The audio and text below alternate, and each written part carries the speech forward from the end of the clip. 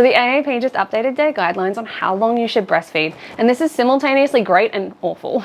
So the AAP just updated their guidelines to say try and breastfeed up until 2 years. This is now in line with the World Health Organization.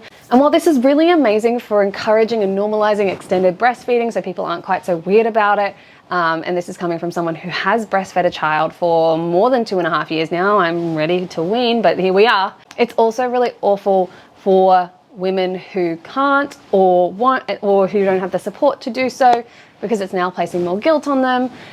So let's talk about the science that people use when they're citing extended breastfeeding. So the only research we really have about breastfeeding is correlational at best, which means it's an association between mothers that breastfeed and their children and mothers that don't breastfeed and their children.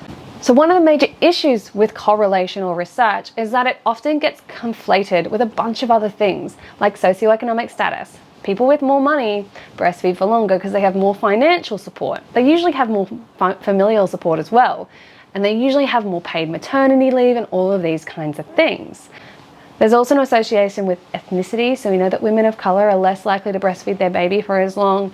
One, because there's intergenerational trauma around breastfeeding, and two, because they don't have the financial means at a population level. So when we say, you know, babies who are breastfed for longer have better cognitive development or whatever the finding is, it's also conflated with babies with more money from their mother, mothers who have more time to care for their babies, who can stay home, who can create a better, more secure attachment, who have less stresses in the family, less intergenerational trauma.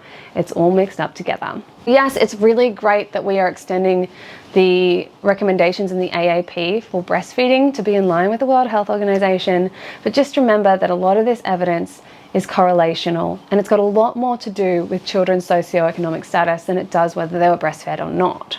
So if you're feeling guilty about not breastfeeding your baby, know that feeding them is a-okay, and that if you can't do extended breastfeeding, it's not the end of the world.